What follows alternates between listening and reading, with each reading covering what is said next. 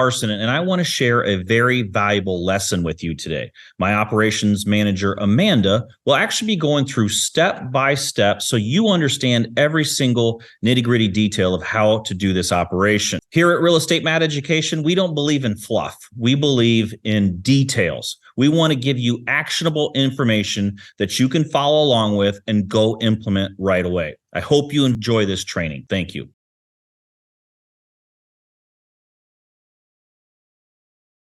Hey everyone, so in this video I'm going to talk about sending a purchase agreement to a seller. So this is pertaining to off-market deals only. Keep in mind if you're buying properties through the MLS that your realtor will send you a separate MLS contract for that. Once you and your off-market seller have reached an agreement on price, you'll want to lock up the property. So to put it under contract, we do have some contract templates available for you, but just make sure you go over those with a local attorney to make sure that they are legal in your area. Keep in mind that the most important information that you can have in your contract is an inspection contingency. We always use 14 days and we make sure that the language states for any reason we can back out of the deal if it's unsatisfactory. So it does not state that we need a licensed home inspector, we don't need any paid for reports or anything like that. It's just a simple walkthrough from our team, and if we don't like the property for any reason, then we can go ahead and cancel that contract with no repercussions. Okay, so this clause is really, really important. You need to make sure you have it in all of your contracts.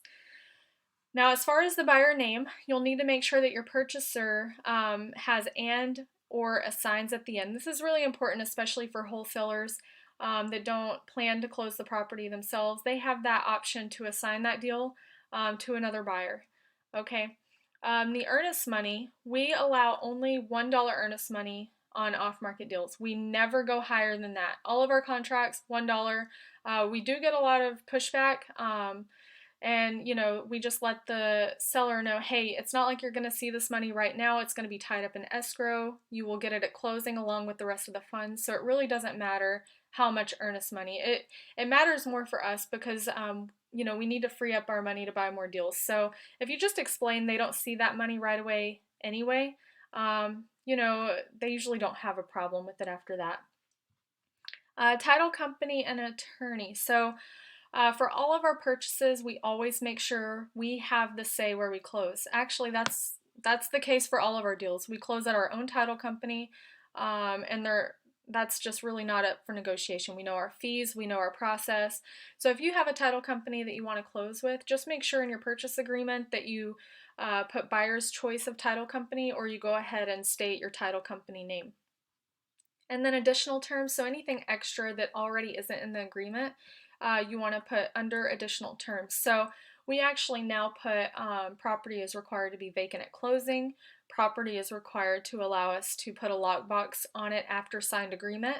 And then we always make it subject to financing as well. And that's all, even though you plan to maybe close cash, if you have an end buyer that's using financing, you want to put that in there. Although you're always looking for cash buyers, that's always the goal. But you just always want to have options, so you can put that in there as well. Again, we're not attorneys and can't provide legal advice, but this is an example of our purchase agreement.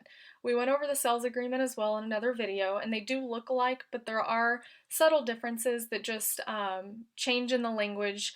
Because we're the purchaser in this contract, we want to be protected. We're the seller in the other contract, so we want to be protected. So there are just little changes. So make sure when you're using our templates that you do use the correct one. And then it's just a very simple contract. So you would just fill in the information on the date, the seller's name, buyer's name. Seller's name can be found on the tax website. You can also ask your title company as well for the legal name, and then fill that in. Street address, legal description is on the tax website, or you can leave that open, and then the title company can help you take care of that. And then purchase price, earnest money deposit, again, we use $1. And then total due is just your purchase price minus that earnest money. And that's what goes here in this blank. And then we have the seller and buyer initial on each page. And then on number 6, that's where our inspection period is. And we use a 14-day period. And then if we need to get like a pest inspection report, so termite usually is what we do in our area, we'll pay for that report. If there's any termites or damages, we do have the language here where my mouse is for the seller to be responsible to pay for those treatments or damages. And then under condition, we always select as is because we are buying properties that are not in retail condition, so we know there's going to be some issues. So we just put as is, and we'll do our own walkthrough and determine the scope from there. Closing date, we like to do about 30 days out. If you plan to resell the property, try to get as much time as you can before closing, and you can always close sooner. As you can see, our language is close on or around, so it's not locking you into a date there. And then closing will be held at, this is where you'd put buyer's title company choice, or if you do have a title company or attorney that you work with already, you can put their information there.